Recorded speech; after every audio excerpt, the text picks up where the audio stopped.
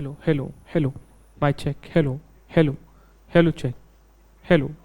I check, hello, hello, hello, hello.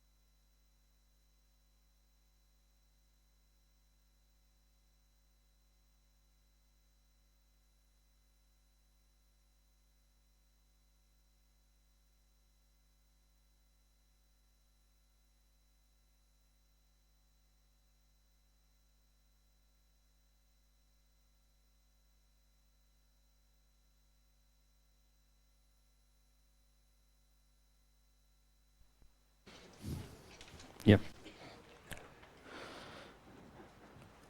Good evening everyone.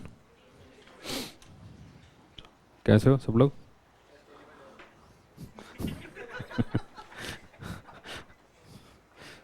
बहुत अंदर चला गया, प्रिपरेशन के अंदर चला गया.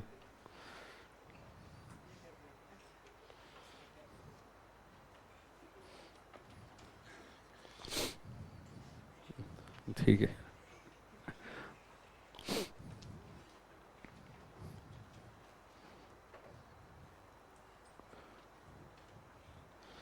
सो जियोग्राफी का हम कंटिन्यू करेंगे. ओके, सो शुरुआत करेंगे सस्टेनेबल डेवलपमेंट से.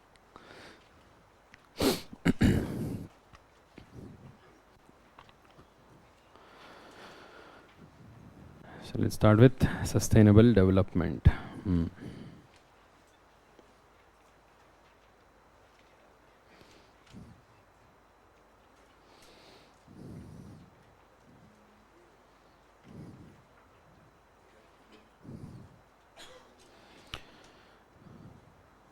So in the topic of sustainable development, so let me just give you a broad outline of the static part.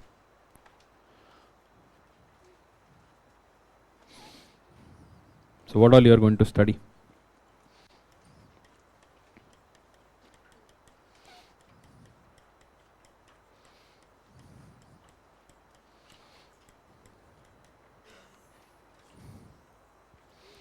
First, understand the background of sustainable development. What is sustainable development? How it originated, the idea of sustainable development originated, which is the oldest reference where we can say sustainable development as a term. As a term, कहाँ पर reference में लिया था हमने? From where did we get this term? Paris Agreement? उससे पुराना नहीं है? Earth Summit? उससे भी पुराना? Agenda 21 is sustainable, वो तो Earth Summit का ही है. Where is the first reference of the term sustainable development?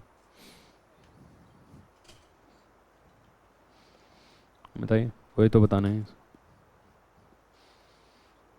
Yes? Stockholm. Did we mention sustainable development in Stockholm? Stockholm Conference. 1972 Stockholm Conference में mention हुआ था. The idea was discussed, but not in the sense the term of sustainable development. That was never discussed over there. So idea क्या है? What is the sustainable development? So our model of development, growth and development is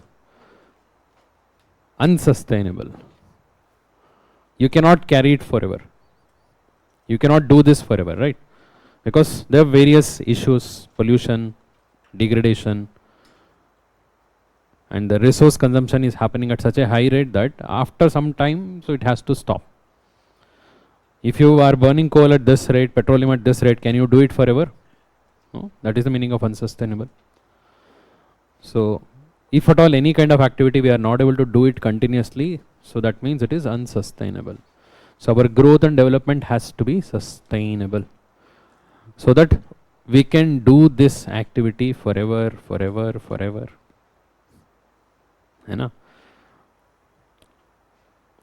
ये limits to growth theory आया था 1972 में. Limits to growth theory, because the present model of the growth with pollution, degradation, it cannot be carried on forever. After some time, there are limits by the pollution, okay, by the health hazards, so that we will not be able to function only. The environment will not let us function. इतना खराब कर देंगे हम तो काम नहीं करेंगे. तो बेस्ट एग्जांपल तो है आपके सामने, दिल्ली. ठीक है ना? So limits to growth theory आया था क्लब ऑफ रोम का 1972 में. Sustainable development was not discussed in the Stockholm conference as such, but they discussed this idea very famously. Indira Gandhi also, our ex prime minister, she had made this statement, है ना? The poverty is the worst form of polluter. Why? Because when you have nothing to feed, nothing to eat, do you think you will care about the environment? you'll start polluting the environment. You want a growth which balances with the environment. Okay, so it has to grow. You cannot care for environment all the time by compromising the economic growth. Many people are poor, they will definitely spoil the environment. Okay, so that will continue. You want both of them to balance, grow at the same time, protect the environment. That idea is sustainable development. For the first time, sustainable development as an idea was brought by Brundtland Commission. Brundtland Commission, suna hai? So who is this Brundtland?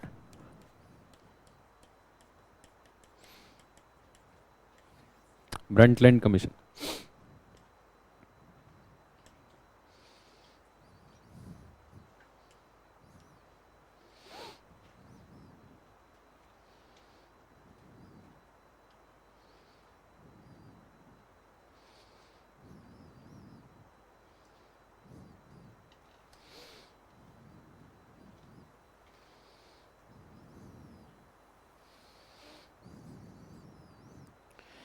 So she was Brundtland, Gro Harlem Brundtland.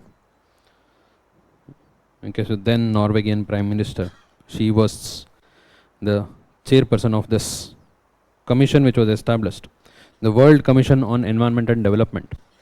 Okay, this was established in 1987 and this gave a report. The name of this report is Our Common Future. Okay, so in this, for the first time, we have this definition of sustainable development. The very famous definition which you hear when it comes to sustainable development. What is that? The development which will fulfill the needs of present generation without compromising the ability of future generation to do so. Whatever the developmental model we are implementing, that should fulfill the present generation's needs, as well as the same model if you are doing in a future generation also. So they should also be able to do the same. If any kind of developmental model which you are doing right now is compromising the future's ability, that is not sustainable. है ना? तो ऐसा concept generate हुआ था. This became a main theme of Rio 1992 summit. Rio Earth Summit 1992. This was majorly discussed. Okay, so फिर उसके वजह से आया था कौन सा? Rio Earth Summit. The major theme of Rio Earth Summit was sustainable development only. The major outcome of this is Rio Declaration, Agenda 21. Both of them talked about the sustainable development. For the sustainable development, what are the principles which have to be incorporated? That is Rio Declaration. Okay, the overall goal of overall agenda to be followed in 21st century to ensure sustainable development, that is Agenda 21. ठीक है, फिर idea इसके बारे में बात हुआ. Okay, सो discussion हुआ. हम जो भी करें, whatever we are trying to do under the UNFCCC or UNCBD or UNCCD, all of these are the efforts to ensure sustainability. Climate change is unsustainable. Burning fossil fuel is unsustainable. Ozone depletion is unsustainable. It will start to cause issue after a certain time. Loss of biodiversity is unsustainable. Everything comes under the broader umbrella of sustainable development. Okay? In the year 2000, there was a Millennium Summit. Millennium Summit was held in New York, UN headquarters, to decide the role of UN in the new millennium. In that, they decided on a set of goals which were called as MDG, Millennium Development Goals. Millennium Development Goals were established. So that was there till 2015. Okay, they had a total of 8 set of goals to be fulfilled, mainly targeting these developing and less developed countries. Because when they met, they had this utopian idea. All the problems of the world is in developing and less developed countries. Developed countries तो आगे चला गया. And वो हमारा responsibility बनता है उनका problem solve करना. पता नहीं कहाँ से आ गया इतना अच्छे इनका जो mindset. सब मिलके बोला कि चलो solve करते हैं problem. Developing countries भी बोला ठीक है आ जाओ. They set a target of 8 targets. Okay, hunger, poverty, education, health, ये सारा target करते हुए 8 set of targets they had given. Okay, so by the time they came to the end of these targets, they start to realize it is not only about developing countries, it's also about developed countries. What about environmental issues? What about social issues? ये सारा तो unsustainable है ना? Because sustainability has three aspects: economic, social, environmental. Three aspects are there in sustainability. You cannot focus only on the economic aspect. फिर थोड़ा सा उनको ज्ञानोदय हुआ. In 2012, there was Rio Plus 20 Summit. Rio Summit was held in 1992. Okay, so then in 2012, Rio Plus 20. Rio Plus 20 was held again in Rio only. So there they decided, अभी थोड़ा सा और broader goal set करते हैं, सबके लिए लागू होना है, सब मिलके काम करते हैं. ये हो गया sustainable development goals, SDGs. They're much more broader. Okay, so it has a total of 17 goals. 17 goals, 169 targets. ठीक है? You must have read about that. ये तो बेसिक है, आपको करना ही है. इसके बारे में थोड़ा सा पढ़ लेना. What are the difference between MDG, SDG? What are the important SDGs? Okay, so उन दोनों में क्या डिफरेंस है? कौन कौन सा important SDGs भी है? ये तो कंपलसरी है आपके मेंस के लिए. Okay, particularly for paper 2 and paper 3, in many topics you can use this SDGs in introduction as well as conclusion. ठीक है? If it is related, of course, जबरदस्ती में नहीं घुसाना है.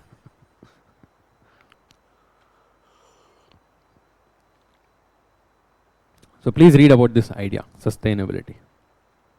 Background. So other than this, energy is one major area of sustainability because energy, okay, so जो fossil fuels का हम बात करते हैं ना, the various different alternatives to fossil fuels, the green energy, renewable source of energy, इस पे बहुत सारा काम होना है ना. तो it is very much required to that all the entire world should come together and work towards developing the newer forms of energy, which is sustainable sources of energy. है ना, because of this petroleum, natural gas, coal, it is because of this only we are facing so many issues of the global warming, right? Carbon dioxide की वजह से है ना. And ये भी मतलब even if you are able to control the carbon dioxide level, sequestration करके हमने carbon dioxide निकाल भी दिया, energy is not sustainable, right? एक टाइम के बाद में ये सारा खत्म हो जाएगा, फिर तब क्या करेंगे? You think we have unlimited supply of petroleum, natural gas and coal? मान भी लो उससे pollution नहीं हो रहा है, तो global warming भी नहीं हो रहा है. Let's say we found out some kind of engineering solution for that. But still you cannot rely on these sources because it is non-renewable. For the future to continue their generation, for their growth, we need renewable sources. So energy becomes a very important area of sustainability. UPSC का हर साल में focus रहते हैं energy के ऊपर, both in mains as well as prelims. Mains में एक question तो पक्का होता है energy related. In prelims definitely all the various different alternatives. यहाँ पर कोई भी स्टैटिक पार्ट है ही नहीं है, सारा करंट रिलेटेड ही होगा. ठीक है, all the different efforts related to energy वो हम कवर करेंगे. Other than energy, the third important area is sustainable agriculture. For food security, to ensure food security, you need sustainability in agriculture. है ना, agriculture में आपको sustainability चाहिए. One is, of course, this is also a major contributor towards global warming. Is it right? How agriculture is contributing towards global warming?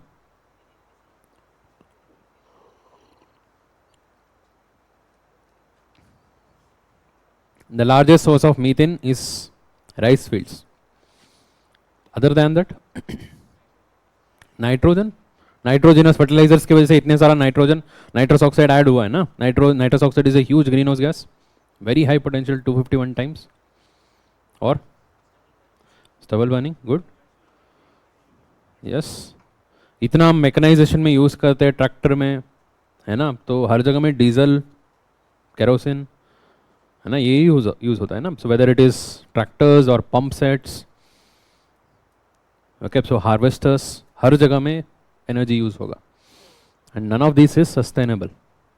And all of them are contributing towards global warming, pollution. We have to move towards sustainable agriculture. Sustainable agriculture के बारे में थोड़ा सा आप static में पढ़ सकते हो. So what all you have to study under sustainable agriculture? So this is one area. Okay, so what is sustainable development and their background and the initiative. Second area I gave you, that was related to energy. This is purely current related. Third part is sustainable agriculture. Okay, so there is a static part, there is a current part. Static part may please go through the different methods of sustainable agriculture. What is natural farming? What is organic farming? What is sustainable farming? What are the different methods of sustainable farming? Okay, what is mulching? What is green manure? Okay, crop rotation, terrace farming. So बहुत सारा methods है. All the methods which are trying to save resources, use them efficiently, reduce the pollution, है ना? So उसके अंदर थोड़ा सा आप पढ़ सकते हो. You will get some material about this also. Sustainable agriculture, agriculture related practice, how to increase the soil moisture, what are biopesticides. यहाँ पर काम कर सकते हो. You can cover it. You must have covered it. Okay, so class में तो हो ही जाएगा. Otherwise, please cover it. Some background is required. You can cover this. Okay, so for example, there are few practices which are traditionally तो ये करना ही है आपको. Zero budget natural farming. वो क्या होता है, उसके अंदर क्या क्या component है. System of rice intensification क्या है. Okay, so direct sowing method of rice क्या है. How is it different from the traditional flood irrigation method. Okay, so all of this you can cover it. Agriculture के तरफ से cover करो. Current related initiatives यहाँ पर होगा. ठीक है. So these are the three main areas of sustainable development. Most probably current questions in prelims are going to be current related only, but some background is required to comprehend this entire topic. पूरा समझने के लिए तो एक background चाहिए ना. कभी कभी यहाँ से भी क्वेश्चन आएगा. ठीक है, कहाँ से लेके आई थी क्वेश्चन तो आया था. Okay, so whether the Club of Rome discussed the idea of sustainability or not, this was asked. Club of Rome did not discuss the idea of sustainability. They just brought the idea of limits to growth, which was much later in 1987. Brundtland Commission gave this idea of sustainability. So जब ये UPSC में आया था उसमें option तो दिया था ब्रंडलैंड commission का. कुछ लोगों ने मार्क कर दिया क्लब ऑफ रोम, है ना. तो जैसे प्रीलिम्स हो जाते हैं उसके बाद में तो जब तक रिजल्ट नहीं आएगा तो like students are more focused on what is right, what is wrong. Okay, so they start to discuss every nook and corner of Karol Bagh and Rajendra Nagar. So when this question came, it was a hot topic. It was very well, of course it's there in the Brundtland Commission, whether it was there in Club of Rome or not. Some of the students wrote to Club of Rome. They wrote an email to Club of Rome to ask this doubt. So please don't do these kind of nonsense activities. After prelims, focus completely on your mains preparation. Okay, so it doesn't matter. So UPSC, whatever UPSC thinks as right, that is right. So you cannot change that, right? इतना भी मत जाओ उसके पीछे. थोड़ा बहुत discussion बनना ठीक है, अदरवाइज तो no.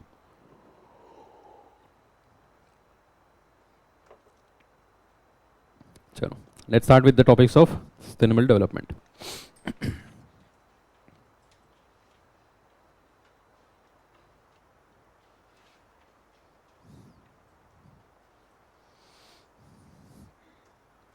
So first one is related to the SDG only. Sustainable Development Goals. Please remember the important SDGs.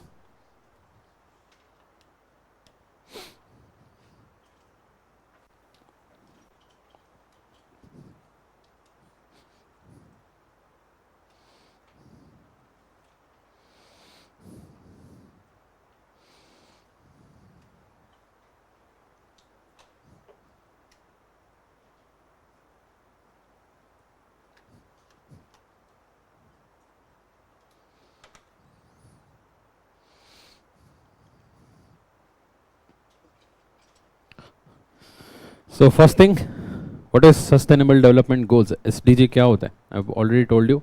SDG is basically a set of 17 goals.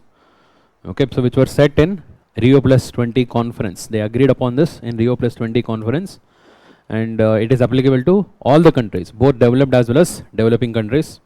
and everyone are required to fulfill this. And unlike the other earlier MDGs, which are mainly focusing on the economic issues, SDGs focuses on much more wider area, environmental as well as social issues. Therefore, it is given the name sustainability, right? So the target period is between, what is the target period? 2015 to 2030. Okay, so between 2015 to 2030. So मतलब 10 साल तो हो ही गया. We are done with 10 years and we have not done anything much. And we have a very good excuse for this. COVID. So if at all it was not for COVID, so what else? We would have searched for some other excuse. Okay, so there are a total of 169 targets in this, and countries were supposed to have fulfilled this. To measure the overall performance of SDG by every country, there is a report at the international level which is called a Sustainable Development Report. Okay, this report aims to measure the performance of every different countries in these targets. Okay, so who releases this report? UN Sustainable Development Solutions Network, SDSN, UN SDSN. So this network ranks every country based on their overall assessment, overall targets which they have achieved, and this report is released every year. Okay, so every year they release this report. So in the 2024 report, obviously the Scandinavian countries are in the top. Okay, they are usually in the top position, whether you take HDR or any other reports or any other development index. Usually they are in the topmost part. Okay, so they are, in terms of economic, they are well advanced, socially, environmentally. Okay, they are considered to be one of the leading one. So Finland is the first, followed by Sweden and Denmark. What about India? India is ranked 109 out of 166 countries which are used for measuring. Okay, so India's ranking is 109.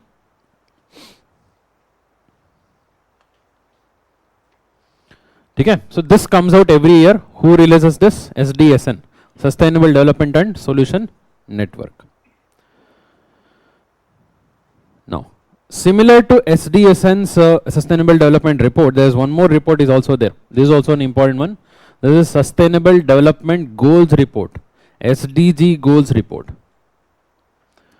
Okay, they go little bit more specifically. This is also from the UN only, but from a different body, that is UN Department of Economic and Social Affairs. UN Department of Economic and Social Affairs. See, what is the difference here?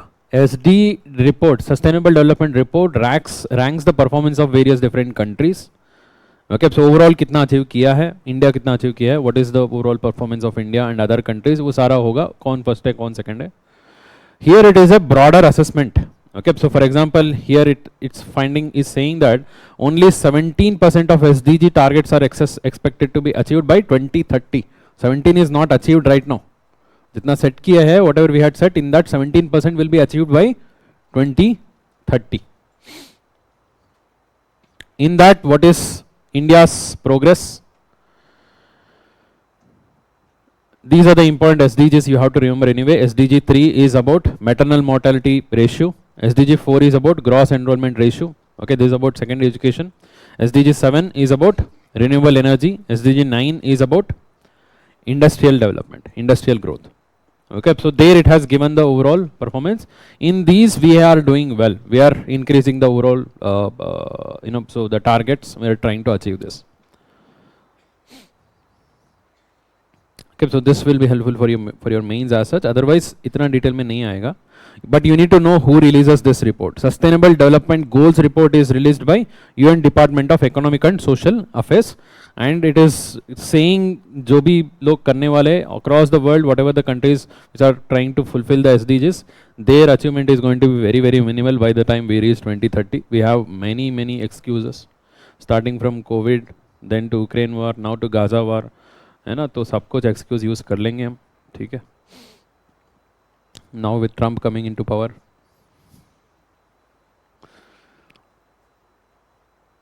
ठीक है.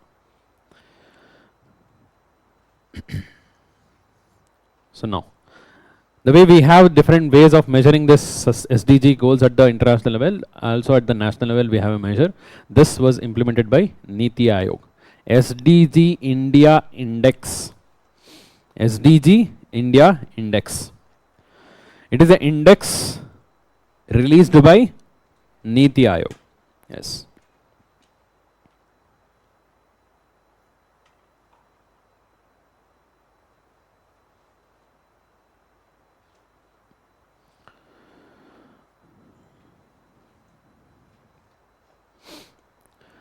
The latest 2024 report was the fourth edition of such report, okay, where they measure the progress of all the different states and union territories.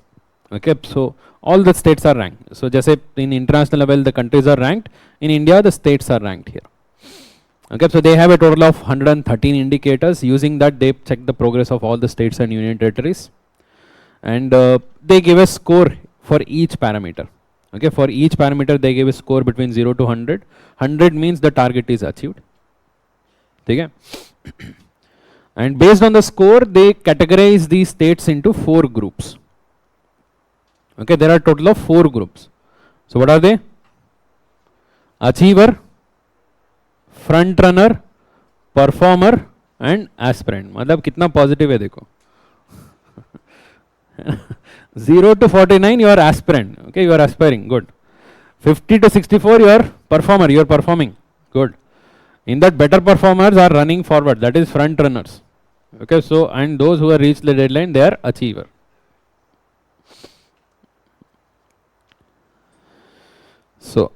So basically for every state they give this indicator, and in that they rank them between 0 to 100. Like that in the entire state they give certain value, based on that they give the ranking. And if you take the average for the entire India, you will get the composite score for India, that is coming to 71. Earlier it was 66, now it has come to 71. Matlab overall progress is improving. Okay, all the states have shown an improvement, and the top state is Uttarakhand and Kerala. Top union territory is Chandigarh. Rough idea. Okay, so who releases this? Is it a annual report? Yes. It divides them into 4 categories. What are they? Achiever, front runner, performer, aspirant. What is the present overall rating for India altogether? 71. Just a way of measuring the performance in SDG goals. So next, Chipko movement. I don't think there's anyone who has not heard about Chipko movement. कोई है तो बता दो.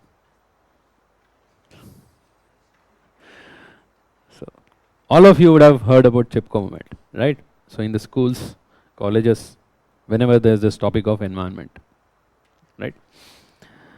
So 2023 was the 50th anniversary of Chipko movement. 2023 was the 50th anniversary of Chipko movement.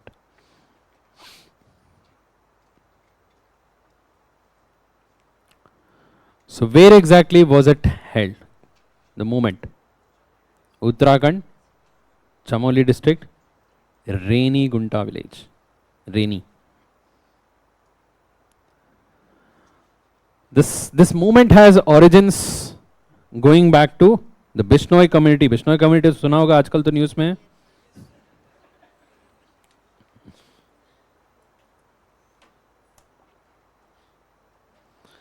The Chipko movement. Chipko basically means hug. चिपक जाना. Okay, so dating back to the earlier times, it was in 18th century. So there was a community. Of course, their community is still there. They are trying to protect the environment in Rajasthan. Okay, so and those community, they were always like they had protected the environment, surrounding environment, and there was a local Raja who had ordered the cutting of trees, and these Bishnoi community. So they went back. They went to those sites जहाँ पर होने वाला था. They hugged the trees and then they protested against it. Then the Raja also said चलो नहीं करते, ये सब चीज़ें famous हुआ था. So based on the same inspiration, So when the large scale tree cutting was happening in Uttarakhand Chamoli district, okay, so because that time there was no Forest Conservation Act, okay, so the government would auction this forest area, any of this private contractor will come and cut down every forest, then the forest department will again plant it. Okay, that was the method followed even during the British time. Fine. So they used to continuously cut it down because there is no illegality here. Is that right? The land belongs to the government, the forest area belongs to the government is cutting it down. But still it has a larger impact on the entire surrounding community, right? So it is causing land degradation, soil erosion, impacting the local community, right? So the local community led by Sundarlal Bahuguna, Gaura Devi and Chandi Prasad Bhatt. Okay, so these are all the people who are the leaders who led this movement against this tree felling. Okay, mainly supported by the women. Okay, so it is women-led movement. Okay, so it is the best example of ecofeminism, the philosophy of ecofeminism, right? So then it became very, very famous to such an extent that the government had to cancel this permit. Okay, they said, "Chalo, nahi karta." It became very famous at that time. So that is the Chipko movement, and in fact this has inspired a few other movements across India in the later times. For example, in this very similar manner in Karnataka, Western Ghats, there was tree felling was happening. There they started with this Apiko movement. Apiko is same Chipko in Kannada. Okay, that was led by Panduranga Hegde. Okay, in Kerala there was a hydropower project was planned in Kundapula River. Right, in Silent Valley. Silent Valley, have you heard of Silent Valley? It's a very beautiful region, known for its wet evergreen rainforest. Okay, so known for its rich diversity of life. If at all this dam had constructed over there, it would have resulted in the submergence of huge area of forest. Okay, people would take the inspiration from the Chipko movement. Again, they start this movement, Silent Valley movement. Okay, to such an extent that even this movement became very famous. So then Prime Minister Indira Gandhi, she herself had to intervene and she cancelled the project itself. ठीक है, and Narmada बचाओ आंदोलन तो सुना ही है, Medha Patkar. Okay, so against the construction of dam on Narmada. So all of these were inspired from this. Okay, so this is the news. Just 50 years हुआ है, उसका background हमें समझना है. So next one. System of Environmental Economic Accounting. SEEA. SEEA.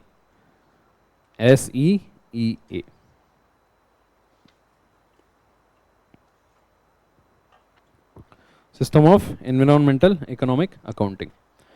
See, your normal way of calculating the goods and service production in any economy doesn't involve the contribution of environment as well as ecology. Is it right? So according to the normal traditions, earlier we had this GDP, right? So GDP is basically talks about the overall goods and services produced, right? So do we consider the goods and the services, their goods as well as services produced by the forests, by the wetlands, by the coastal region? Do we consider all of this? No, it is not considering. By considering that, if you try to calculate and put a value around these, so that is what is the system of environmental and economic accounting. It is a framework. Okay, so come here. It is a framework for the compilation of environment economic accounts. You try to add value to it. You try to see, because there is a continuous value addition from the environment, some from the surrounding ecology. At the same time, we also have to sustain this, because our idea of destroying the forest, destroying the vegetation or destroying the wetlands, because it doesn't contribute to the economy, right? इसका कोई contribution नहीं है, हम इसको हटा दो, यहाँ पर industry बनाओ. If you see properly, there is a economic contribution from there. Okay, it is providing drinking water, it is providing the fodder, it is providing the biodiversity, it is providing a clean air. We are not seeing that. Therefore, our model of development has gone into a unidirection. We are thinking only about the production of goods and services by the factories. Right? To make it holistic, to make it more sustainable, we are bringing such ideas.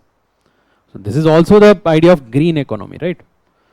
Rio Plus 20, uska main theme tha green economy. Okay, basically talking about economy should also be there, sustainability, that is environment protection should also be there. The way of measuring this contribution is what is called as SEEA. So there are two components to SEEA, SEA. Okay, so one is SEA CF. Okay, so here CF referring to central framework. Okay, this is central framework. Second one is SEA EA. EA referring to ecosystem accounting. SEA CF central framework, SEA EA ecosystem accounting. Basically two components of this. So what does it include when you talk about SEA CF? So it is basically talking about the assets and resources which the economy is using from the environment. The economy takes many of these resources and assets from the environment, right? We derive them. For example, timber, water, fish, soil. We can easily put a economic value here. It is directly contributing towards the economy. All of this goes into SEA CF. The second one is basically the products and services which the ecosystem provides to the broader economy as well as human activity. मतलब broader पूरा society के लिए क्या क्या provide कर सकते हैं. For example, the forest, the rivers, coral reefs. If you see, it is difficult to put a direct value here, है ना? But it has further subsidiary component जिसके through हम value derive कर सकते हैं. It has a broader impact. Is that right? It has mainly the supporting services, supporting products, which enables the delivery of the direct products. Okay, दो component है, दोनों use करके हम इसको measure करते हैं. So this is the idea, system of environmental, economic and accounting.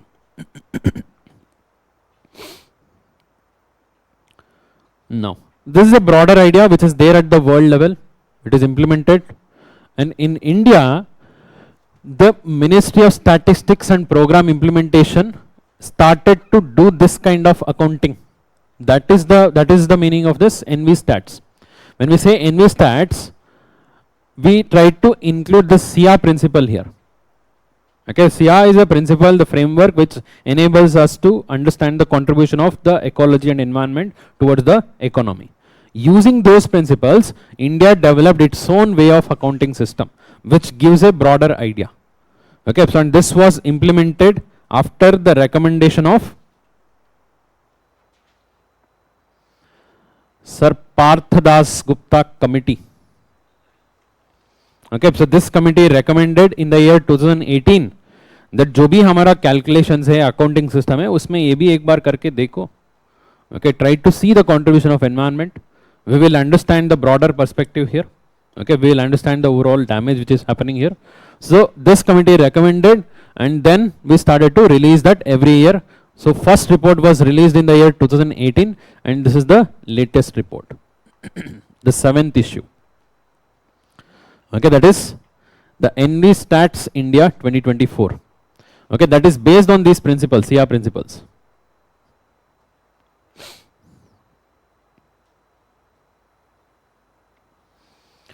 ठीक है,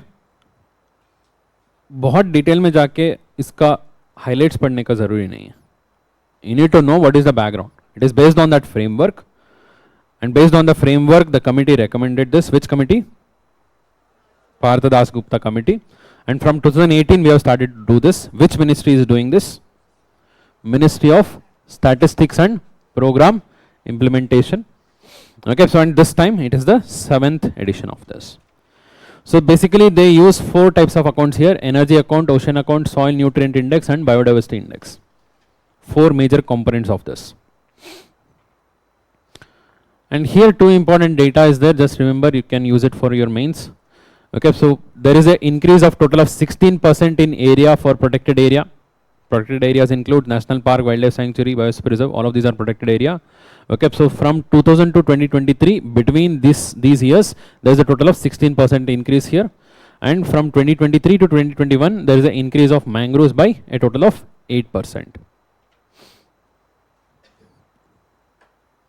Just added data. You need to know for prelims, you need to know the background. That would be sufficient. Data तो नहीं आएगा. मतलब जितना मुझे पता है. अगर हाँ भी गया तो कुछ नहीं कर सकते हो, ठीक है. So because there's so much of data, such data, you cannot remember all of it.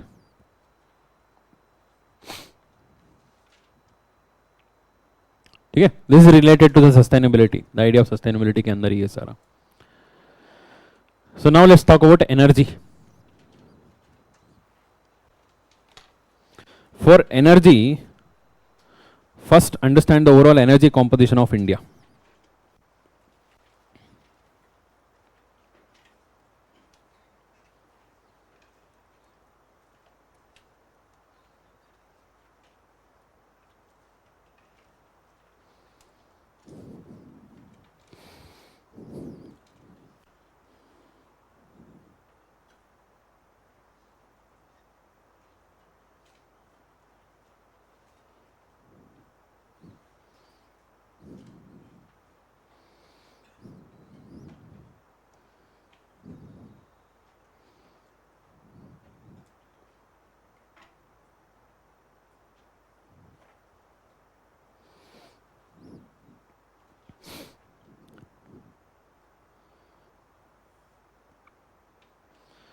Okay, so there are two sources for this. You can refer to this. I'm showing this. Please refer this before your prelims. मतलब अभी भी देखो, ऐसा मत रखो last तक रखें. Okay, so prelims के पहले इसको अपडेट करना है आपको. Okay, so maximum 1 month before would be sufficient.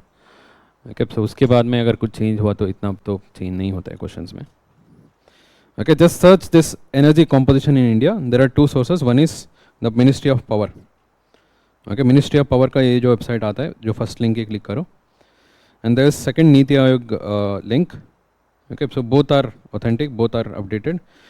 Okay, so but in this NITI Aayog is more updated. Ministry of Power they used to update regularly, but the last time they updated was 12th June 2023. उसके बाद में update नहीं किया. So still you get a rough idea, but for the better updated version you can refer to this NITI Aayog. Okay, so here there is a very good representation. Okay, so you can just play around this. Okay, for example, you want to see all the nuclear plants. Okay, so you get nuclear plants. Okay, so you get all the nuclear plants here. Tarapur. Okay, so Tamil Nadu में कौन सा है?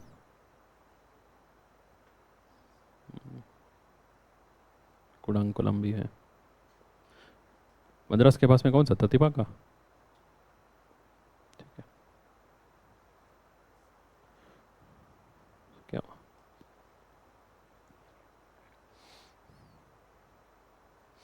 Okay, so you can explore this. So UP में कौन सा है? Arora. Rajasthan? रावतबटा. Okay, this is Rawatbata only. So you can see. So like this: hydropower, wind, solar, bio. Okay, just go through them. You can just see through the map. So that is one. So if you come down, यहाँ पर आपको मिलता है total production capacity. This is the latest as per 31st December 2024. India's total installed capacity is 264 gigawatt. Sorry, 462 gigawatt. 462 gigawatt. Sorry, है ना, gigawatts, not megawatt, gigawatt. And this is the overall growth in the energy sector. Okay, so the growth in the energy sector. And here comes the overall composition. ठीक है. And it was till 2023 coal had contributed more than 50%. Okay, 2022 तक था. For the first time in 2023 and 2024 we have coal going below 50%. Okay, that is a good thing because renewable sources have increased. Okay, so coal is 47% and nuclear is 1.77%. Both are non-renewable. Okay, so rest everything is renewable. Okay, so the largest of renewable is solar, which accounts for 21.18%. Okay, so second largest is wind, 10.42%. Then comes hydro. Hydro थोड़ा सा tricky है. You know, till recently, till 4-5 years ago, we were not including hydro as renewable, particularly the large hydro. because there are various issues associated with the large hydro there. That is why we are not functioning, we are not commissioning new hydropower projects which are large hydro. We are going for small hydro. Okay, so till recently we are not considering, now we have included that also, so that overall renewable energy ka jo component बढ़ जाए, right? So hydro contributes around 10.17%. Okay, so then comes, अच्छा oil and gas तो वो दूसरे generator से आ जाता है ना, इसके अंदर इंक्लूड कर लो. Okay, so both coal and oil and gas and nuclear is non-renewable. So after that comes the bioenergy and then small hydro. Okay, small hydro is sustainable. Okay, so we can go through this, the latest one. Okay, so it is also showing some trends. Okay, so top 5 states with coal capacity, top 5 states with renewable capacity. This is important. Number 1 is Rajasthan, number 2 is Gujarat, number 3 is Tamil Nadu, number 4 Karnataka, number 5 Maharashtra. Okay, so renewable. This also gives you daily generation. A very good website जहाँ पर आपको compilation मिल जाएगा latest का. Okay, so this is region wise भी है. ठीक है. So please update this before the prelims. Okay, so you will get the, if you get the latest data. Okay, इसी का ही summary बनाए हैं, तो वापस आके यहाँ पर भी आप देख सकते हो.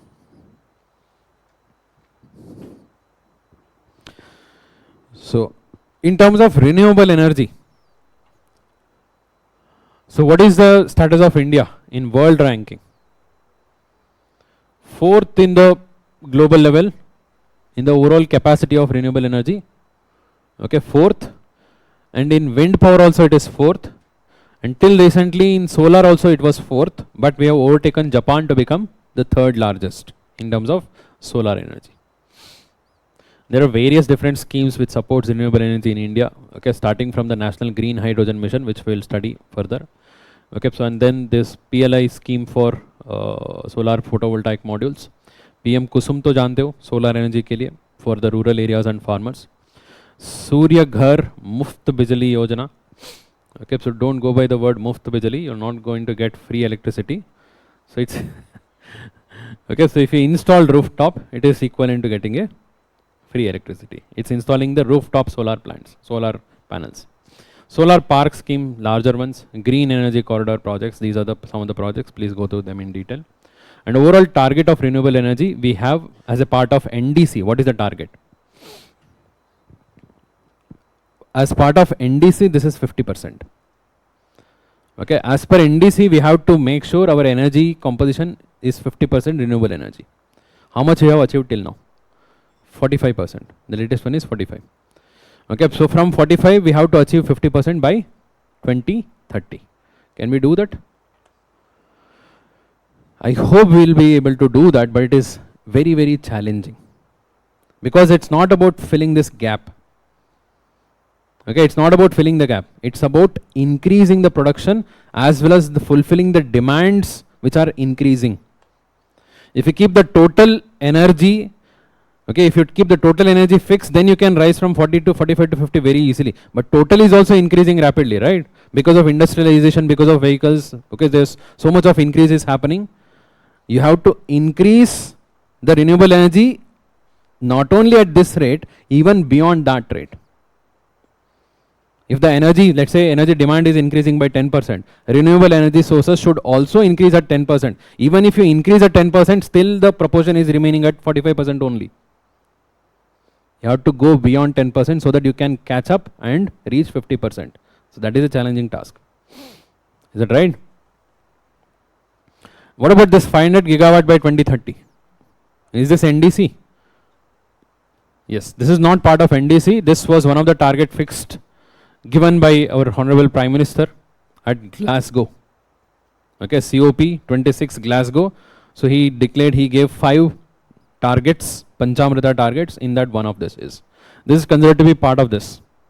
Okay, main focus is 50% of renewable energy by 2030.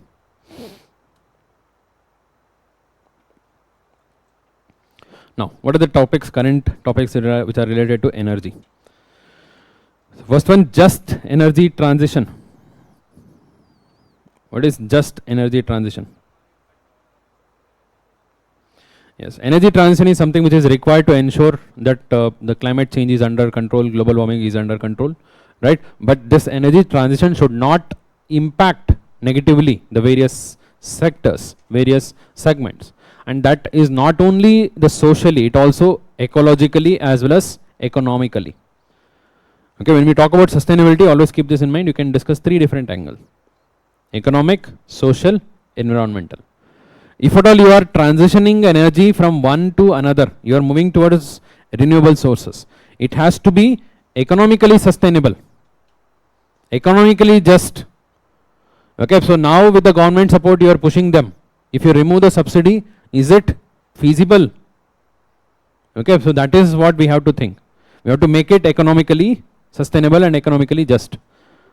Second, socially. This transition should not result in the loss of opportunities for many. Okay, the people who are working in coal mines, the people who are working in thermal power plants, nuclear power plants, what will they do if we transition completely away from it? We have to move, we have to work towards their skill development and their integration into other sectors. That is social. Environmental. If you are moving towards other sources of energy, again that should not lead to loss, environmental loss, pollution nahi hona chahiye. The transition should ensure there is no loss towards the environment. That is also just, right? Okay, just a transition. You should bring all the three angles. It is a fair and inclusive transition. So when was the first time this idea of just transition was discussed? It was discussed directly in Paris Agreement itself. Okay, the preamble to Paris Agreement directly mentions about just transition. Can you see here? The imperatives of a just transition of the workforce and creation of quality jobs. Paris Agreement में ही ये बात हुआ था. It was written in the preamble of the Paris Agreement itself that we have to work towards just transition. Whatever the energy transition we are planning to do, it has to be just. And in 2018 at COP24, which was held in Katowice, a declaration was made. That is what is Silesia Declaration on Solidarity and Just Transition. This was made, this was adopted. Okay, this was second major moment at which we discussed about just transition. And the most important one came in Glasgow. Okay, it was in Glasgow, a partnership was established. A partnership is like a functioning group. Okay, so action taking group which they want to work towards just transition. So this is going to be more productive. Preamble में include करने से तो काम नहीं होगा, खाली declaration करने से भी काम नहीं होगा. This is like a executive body. So partnership is considered to be the most important one. Just Energy Transition Partnership. This was agreed in COP26 Glasgow. Okay, so फिर partnership का members बने, so लोग उसके अंदर मिले, बात करने लगे, तो ये सब चीजें तो चली रहे. In 2022 Sharm el Sheikh Summit, Just Transition Work Program was also launched. A program was launched here. Okay, 4 important milestones here. One is inclusion in the Paris Preamble. Second one is a declaration that was done in Katowice, COP Katowice. What was the declaration?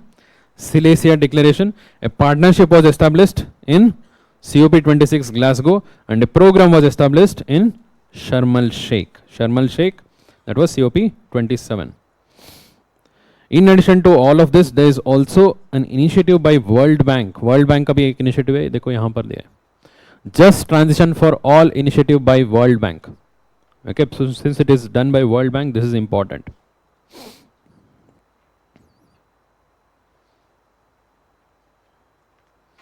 These are the major initiatives towards just transition.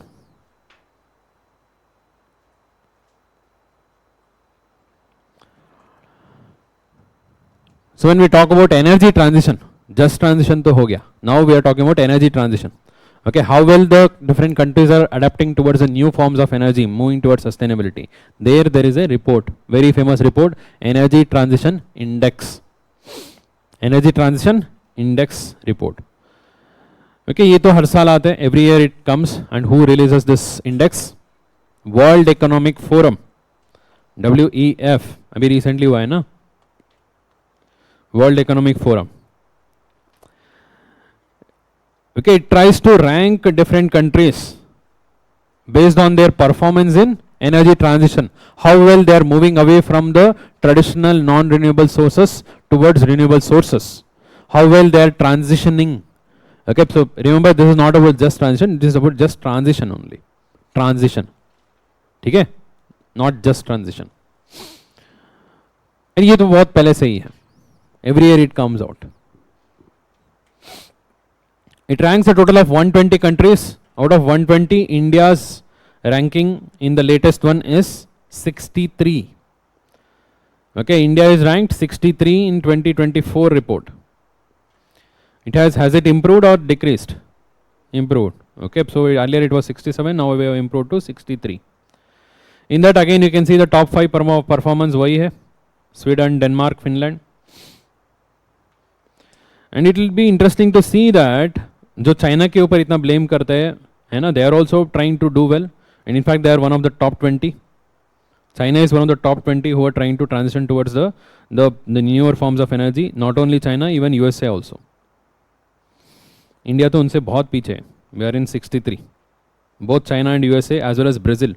Okay, BRICS country है. They are also doing very well.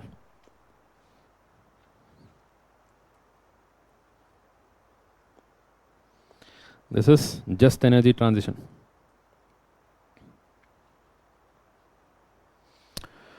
Offshore wind energy. See, yes.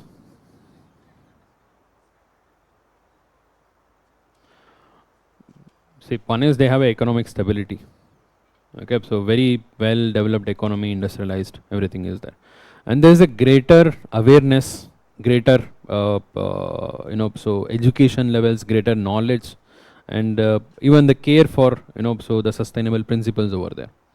Okay, to live in harmony with the nature. Okay, so and in fact many of these countries they don't even have their armed forces.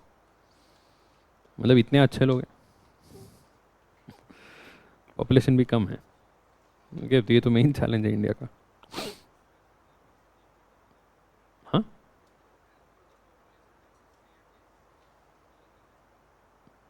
नहीं necessary नहीं है.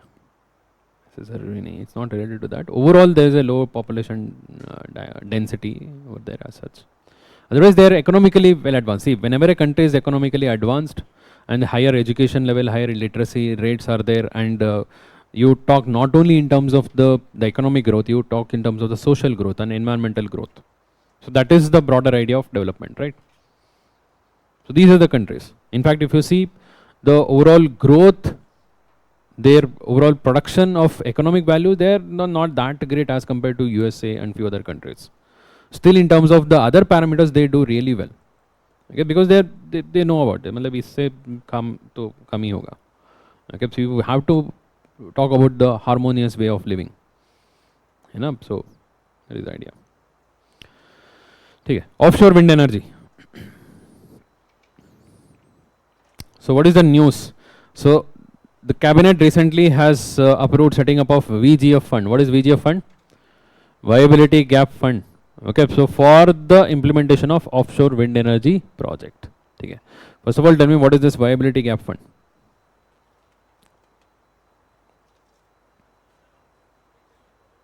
Yes, it's basically a government support to make any kind of project viable.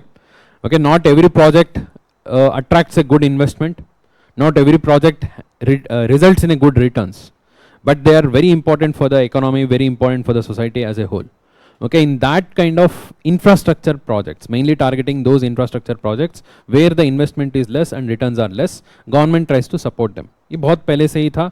It was announced in the year 2005. Regularly they announce for various projects. Okay, बहुत जगह में इसको announce करते हैं. Okay, so there the government will try to fill in the gap, okay, which is required for the project to be viable. So by providing with some funding. Okay, that is the idea of viability gap funding. Recently, the government has announced viability gap funding for offshore wind energy, and the target is to set up 1 gigawatt of offshore wind energy projects. Okay, so both in Gujarat as well as Tamil Nadu. Okay, 500 in each.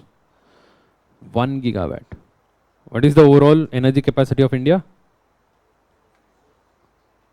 462 है ना.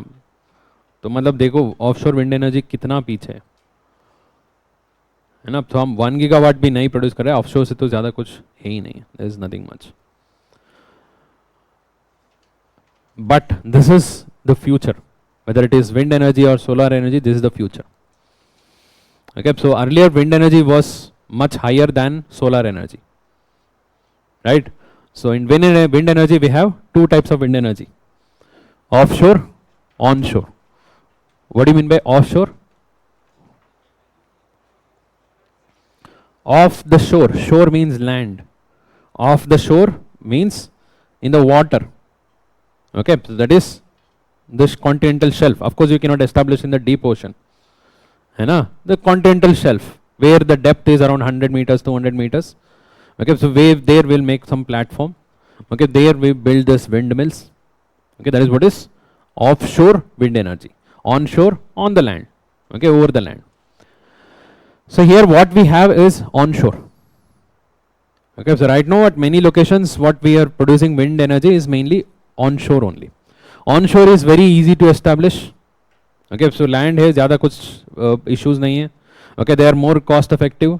Okay, faster installations and the transmission losses are also very less because land to land he transport करना है ना. However, in case of offshore, these advantages are not there, but still there are other advantages. One of the most advantages is higher energy generation capacity. Offshore wind energy has higher energy generation capacity. How? Wind speed is higher because of low friction. Over the water, the friction is less, the wind speed is higher. Second, wind density is also high because of moist air. Over the land, the air tends to become drier. Okay, so with dry air, the capacity to run the turbine decreases. You need a dense air. Dense and moist air has a greater capacity to run the turbines. So that is why we are not establishing windmills in Himalayas. You have a good strong winds, but very, very light. They have very low density. They have no viability here. You cannot establish here. You need denser. Okay, dense air chahiye. Over the offshore, that is over the ocean near to the continental shelf, you get dense air and continuous and regular supply of air. So there is a higher potential. Okay? And you can also establish larger turbine, bigger turbine, because there is no limitation of land here. Land acquisition, okay, so land rehabilitation, ये सब तो नहीं करने आपको. But the main issue is transmission. Okay, once you establish them, to transport it to the land via underwater cables, you can do it only via underwater cables. Is that right? So that may cause a threat on the marine ecosystem. It may disturb the marine ecosystem. It is highly cost, मतलब cost effective तो ज़्यादा नहीं होगा. If you start to produce in large scale, then it becomes cost effective. थोड़ा सा cost of transportation बढ़ जाएगा. And maintenance is also issue. Okay, so it is not very easy to maintain, right? So these are the issues. So that is onshore and offshore. Whatever we have, it's mainly offshore only. Sorry, onshore only. On offshore के लिए कोई forward भी नहीं आ रहे, तो इसलिए इसके लिए VGF set करना पड़ा. Okay, government is establishing this VGF with the aim of supporting this offshore projects. कहाँ पर? गुजरात and तमिलनाडु. ये भी क्वेश्चन आ सकता है. Recently, government is planning to establish offshore wind energy projects in which of the following states? है ना, Gujarat and Tamil Nadu. And as per the National Offshore Wind Energy Policy, the government is targeting a production of nearly 30 gigawatts of energy from offshore by 2030. 30 by 30 है ना, तो ये भी याद रख सकते हो. 30 gigawatt by 2030. So wind का mainly यही issues है. There are many issues. Either on the land, the overall regularity of wind will decrease. Over the offshore, the construction as well as the technical feasibility will become a challenge. But on the other hand, we don't have this kind of great challenge for solar energy. That is why our focus has mainly shifted towards solar. Okay, so एक time में wind ज़्यादा था, solar कम था. Solar तो अभी बहुत ज़्यादा हो गया, and that is a really a great step. Because solar energy is the future. Solar energy is the future. Sustainably जो हम एक्सट्रैक्ट करना है, यूज करना है, तो there is no other alternative than solar energy. Solar energy तो nature हमें दिया है फ्री में, यूज कर लो, हमें पता नहीं है, we don't know how to use this. Okay, so the amount of sunlight which falls on the earth, even if you can trap 0.1%, it will fulfill the humanity's needs of electricity. 0.1% भी आपने trap कर लिया, it will fulfill the needs of entire humanity. Okay, so or if you just cover the land surface by solar panels, how much of land surface? Just 1% of land surface. Land surface का 1% solar panel से cover कर दो, it will produce the entire electricity need for the entire earth. Okay, so इतना naturally सबको दिया है, we are not using it because we are short of technology, we are short of research required for that. Harnessing के लिए तो वो technology चाहिए, feasibility तो चाहिए ना. तो फ्यूचर में तो होगा ही, we have to work towards this. Coal is going to end, petroleum, natural gas is going to end. It is not sustainable. Energy wise it is not sustainable. Pollution wise it is not sustainable. Fine. So next, National Green Hydrogen Mission. Hydrogen तो बहुत UPSC के लिए बहुत favourite है. थोड़ा सा बात करते हैं हाइड्रोजन के बारे में. So hydrogen is the most abundant element of the universe, right? सबसे ज़्यादा तो abundant है. But hydrogen you don't find them in the pure form in the nature. Is that right? Atmosphere में hydrogen का composition कितना है? Very very low. Okay, जो trace noble gases से भी नीचे है. It's very very low. 0.000 के बाद में आता है hydrogen. Why? इतना ज़्यादा abundant है but इतना कम है. It is a very light element. Atmosphere में प्योर फॉर्म में तो रहेगा नहीं, तो वो निकल जाएगा. It gets escaped near to the surface, it reacts with oxygen and few other thing, it gets converted into compound. ठीक है, so we don't have naturally available hydrogen at all. If we can have this hydrogen, okay, अगर hydrogen हम produce कर सकते हैं, ओके, so it is already being used in various different industries, है ना, बहुत जगह में यूज होते हैं. कहाँ कहाँ में यूज होता है बताइए. Where all do we use hydrogen?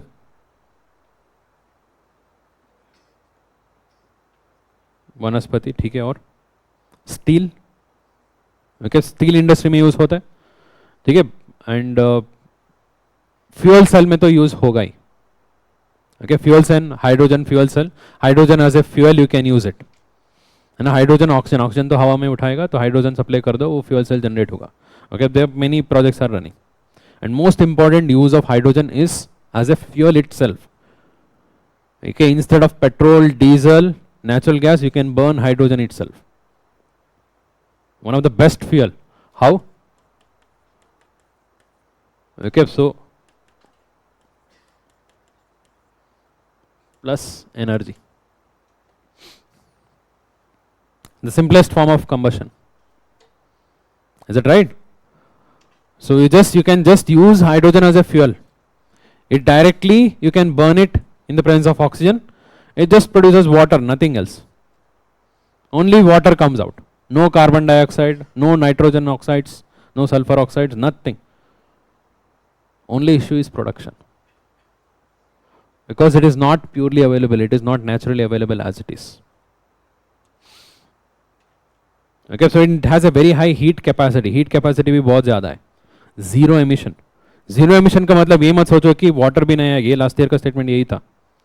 Water तो आना है ना, नहीं तो वाटर हाइड्रोजन कहाँ जाएगा, कुछ तो निकल के आना पड़ेगा. It just produces water, water vapour होके बाहर निकलेगा. It releases energy. There is no emission as such in terms of carbon dioxide और any other pollutants. So how do we produce hydrogen? Based on the production, we have different types of hydrogen. Okay, that is just at the beginning, the production level. Once you produce, you can use it in the same application what I told you.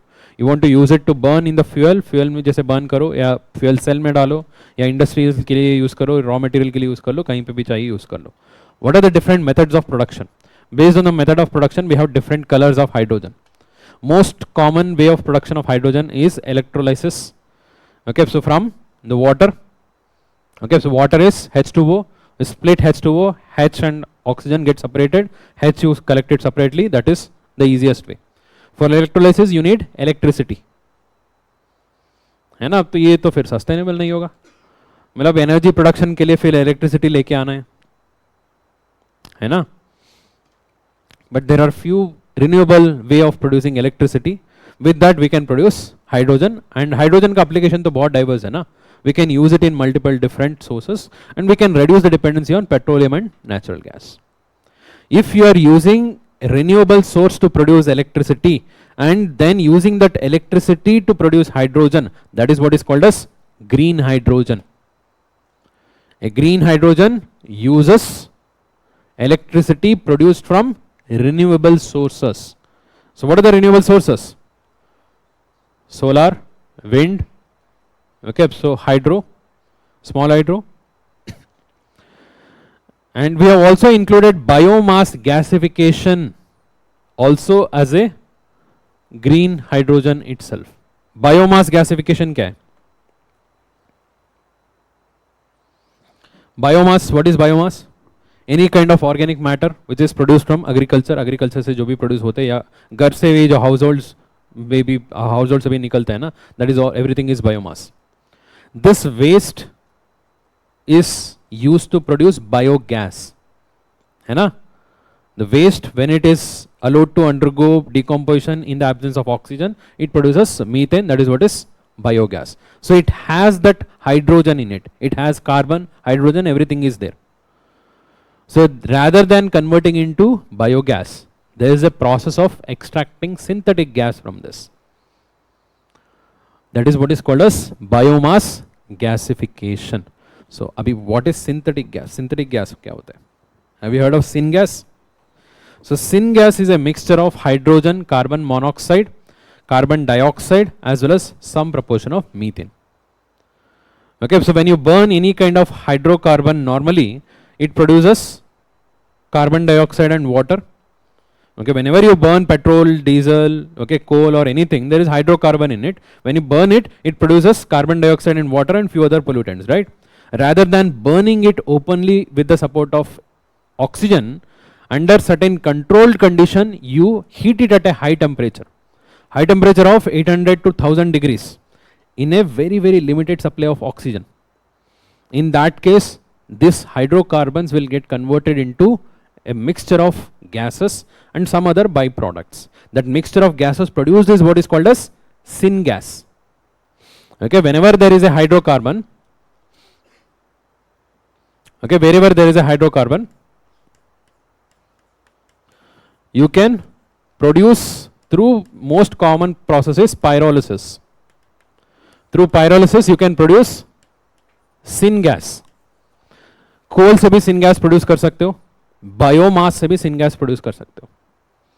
Okay, so you have to do this in a controlled environment, heated at a high temperature, in a limited supply of oxygen. It produces syngas. What are the components of syngas? बताइए दोबारा.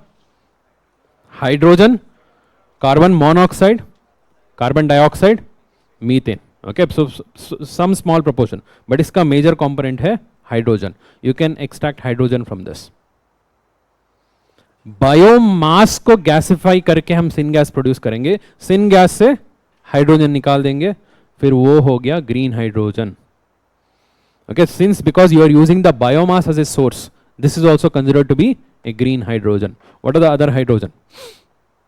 कोल gasification, same process.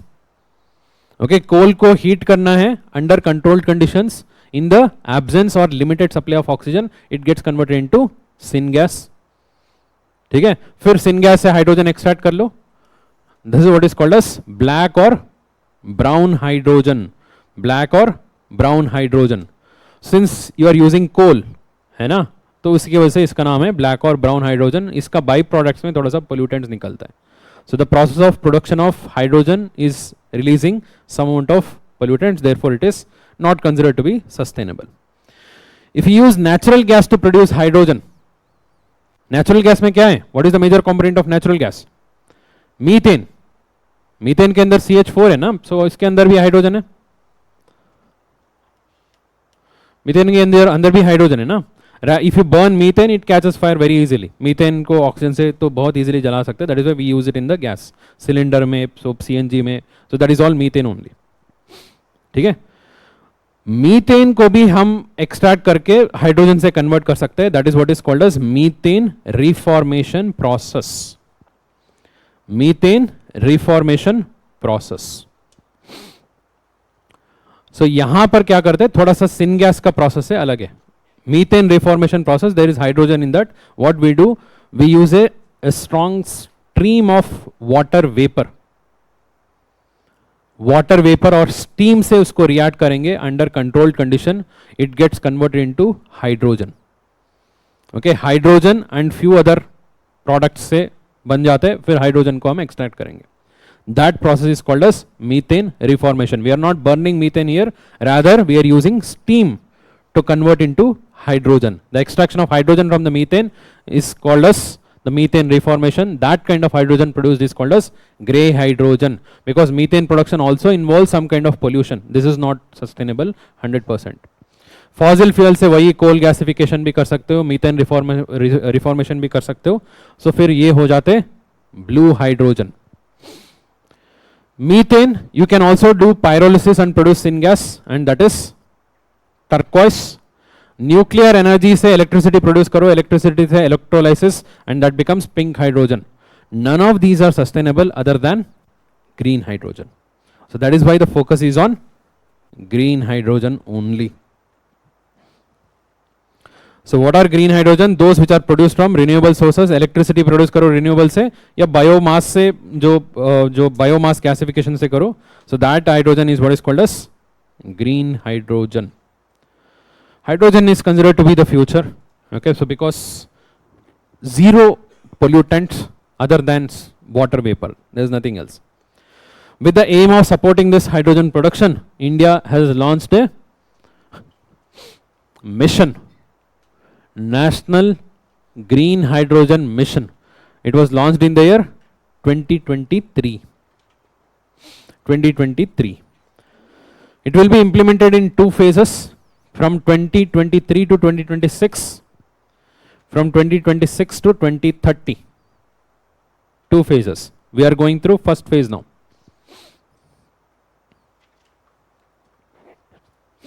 Okay, this is the larger mission, overall mission. Under this, a program has also been started, that is SITE, Strategic Interventions for Green Hydrogen Transition Program. Strategic Intervention for Green Hydrogen Transition Program. मतलब बहुत जगह में green hydrogen का plants establish करने में, technology development करने में, तो इनका ओवरऑल आइडिया है. Okay, under the national green hydrogen mission, green hydrogen hubs were also established. सारा इंपॉर्टेंट है, सब अलग अलग क्वेश्चन आ सकता है. What are the green hydrogen hubs which are being planned, जो डेवलप हो रहा है? There are a total of 3 major ports. How many major ports are there in India? 12. Kolkata and Haldia belong to the same part. Okay, Kolkata is inside है ना, इसलिए. Out of 12 major ports, 2 more are under development. Okay, 12 major तो आप जानते हो, ये पता कर लोगे. 2 और जो नया डेवलपमेंट हो रहा है उसका बताइए. मतलब 2 more अंडर कंस्ट्रक्शन. नहीं, गलातिया तो वो मेजर पोर्ट नहीं होगा. Vadhavan and Enayam near to Kanyakumari. Enayam, okay, so that is the मतलब जो भी नया बनेगा, जल्दी बनेगा, वो 13th हो जाएगा. वाधवन इन Maharashtra. Okay, so we'll have to wait and see whether government wants to declare Galatia as a major port or not. Okay. Among these 3 major ports are declared as a green hydrogen hubs. One is Khandla, Gujarat. Second one is Paradeep, Odisha. Third one, Tuticorin, Tamil Nadu. These 3 major ports are declared as green hydrogen hubs.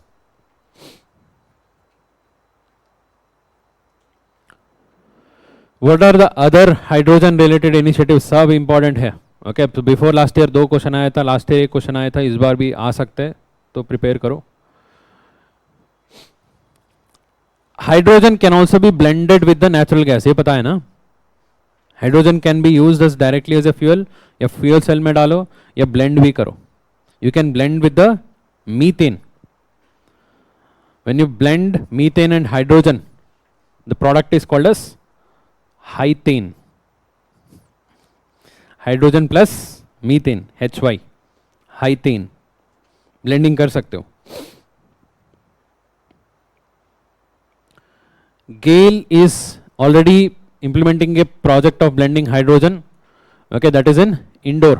Indoor का जो gas distribution में वो blend करके distribute करने का project तो already चल ही रहा है. And then NTPC is also implementing this blending project. NTPC कहाँ पर इंप्लीमेंट कर रहे हैं? सूरत. ओके, दोनों हाइड्रोजन को ब्लेंड करके इंप्लीमेंट करने का प्रोजेक्ट चल रहा है. एनटीपीसी तो और ग्रीन हाइड्रोजन को ही टारगेट कर रहा है. And hydrogen base fuel cell का जो व्हीकल है ना, जो बस है, दो जगह में मतलब ऑलरेडी चालू है. एक है हमारा ग्रेटर नोएडा, दूसरा है ले. सारा पोटेंशियल एरिया है, सारा क्वेश्चन में आ सकता है. ठीक है.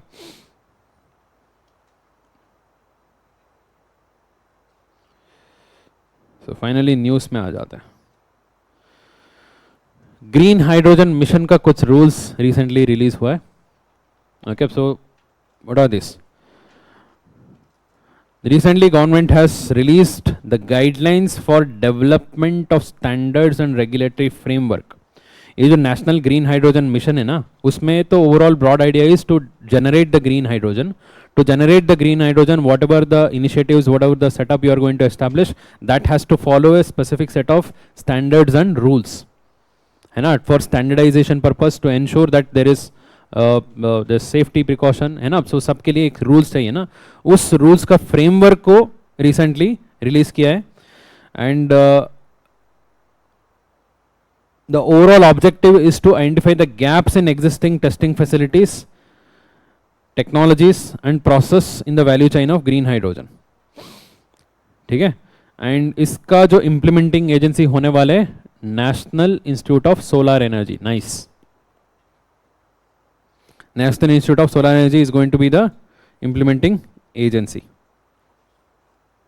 So basically, when we are developing new technologies and new methods, तो इस एजेंसी उसका इम्प्लीमेंट करेंगे एंड जो भी ऑर्गेनाइजेशंस इन्वॉल्व करेंगे उनको फंडिंग मिलेगा एंड रेगुलेशंस भी अप्लाई होगा. Okay, so what are the kind of rules and regulations which they have to follow.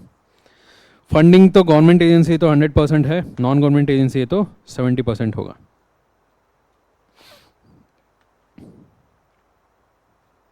ठीक है. As a part of this mission they have established this.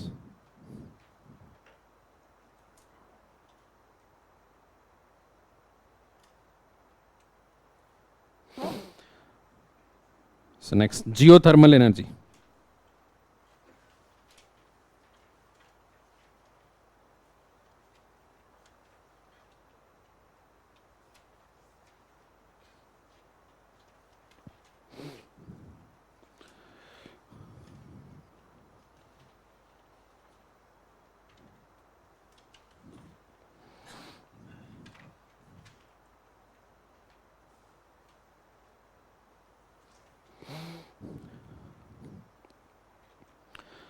News तो ज़्यादा कुछ नहीं है. रिसेंटली कुछ पोटेंशियल आइडेंटिफाई किया है. Tell me what is geothermal energy.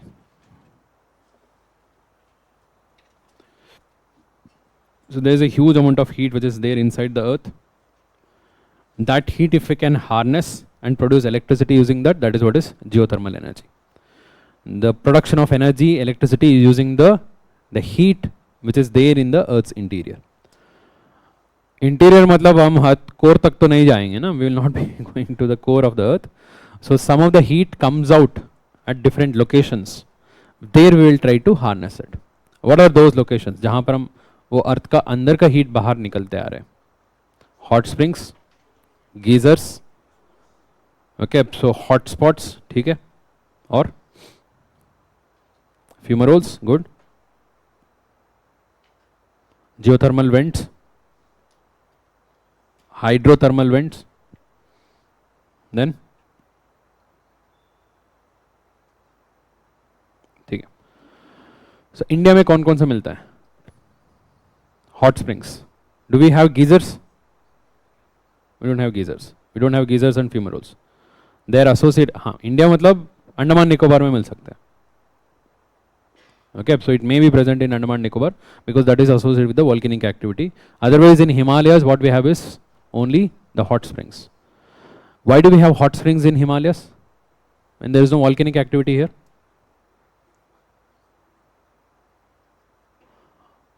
Heat कहाँ से आ रहा है? Are there volcanoes in Himalayas? Due to convergence?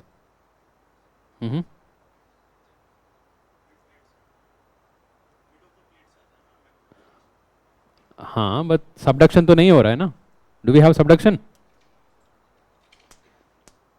बताइए. Radioactive decay तो बहुत अंदर चलता है. It happens in a much lower depth. So this is happening at the crust. Why do you have geothermal energy?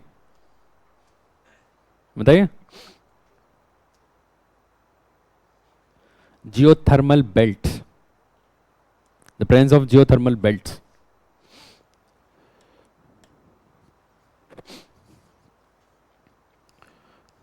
Okay, so this is where Indian plate is undergoing partial subduction. So this is where the Eurasian plate is sitting. Okay, here we have the mountains and the plateau. Okay, so here we have the great Himalayas. Himalayas are there here as a fold mountains. Is it right? In these regions, there are certain parts where the partial subduction से magma तो generate नहीं होगा, but due to the friction, the heat gets generated, right? The intense folding which is happening between the Indian plate and Eurasian plate, that intense folding itself generates heat. The heat which is generated along the partial subduction region, it is not required to generate magma for this. Okay, those heat get trapped in certain belts. Those belts are called as geothermal belts. Okay, such kind of geothermal belts are here, बहुत जगह में है.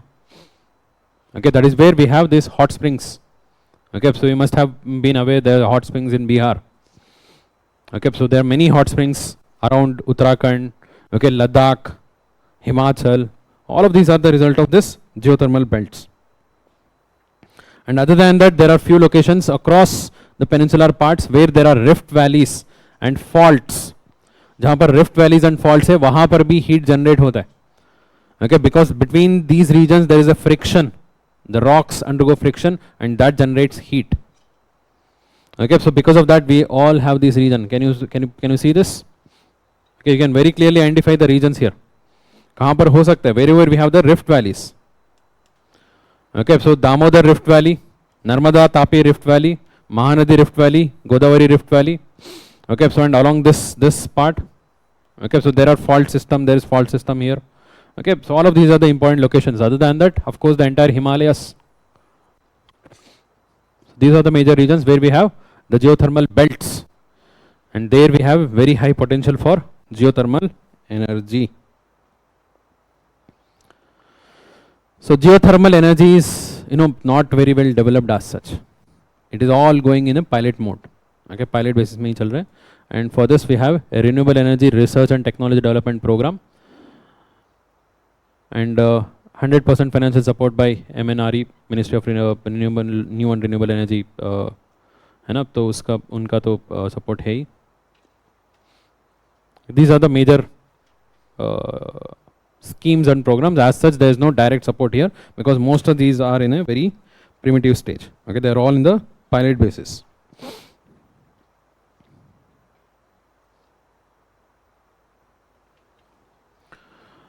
So underground coal gasification. I told you what is coal gasification. The process of conversion of coal into synthetic gas and few other products. That is coal gasification. Usually coal gasification is done after the extraction of coal. There it involves certain processing, removing of impurities, okay, and heating at a very high temperature under controlled conditions. Rather than that, you can do this gasification underground itself, wherever it is located. The target is to access those coal seams which cannot be mined. There are very, very thin layer of coals which are buried below the rock layers. In many places they are so thin that you cannot extract them. Like for example, Meghalaya. parts of Assam. That is why they do this rat hole mining over there, right? So you cannot, it is very difficult to extract in large scale. So there we can implement this underground coal gasification. Okay, so here you don't have to do anything. So drill it, reach that part, and you use a mix of steam and so a limited oxygen, limited air at a high pressure. You pump it, and you can convert into the synthetic gas there only. Then you can extract directly the synthetic gas. Okay, so easy and direct. Can you see here? It is a process by injecting steam and air oxygen into the seam and igniting it at a high temperature. वहीं पे ignite कर लो, फिर उससे निकलता है syn gas. Syn gas से आप hydrogen भी बना सकते हो, हाइड्रोजन भी एक्सट्रैक्ट कर सकते हो, मीथेन भी कर सकते हो. हाँ, that is a threat. Okay, so threats तो है. The major issue associated is land subsidence, contamination of groundwater.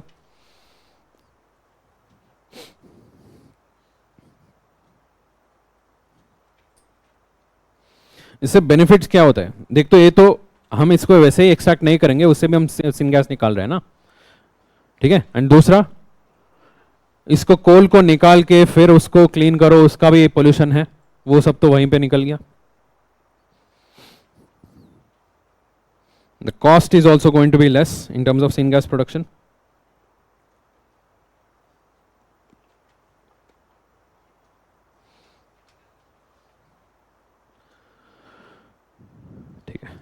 So let's take a break and continue. Sustainable agriculture. Energy rated ho gaya. We'll cover sustainable agriculture, and then we'll be left with few small topics, miscellaneous topics, and then we'll continue with disaster management as well as geography.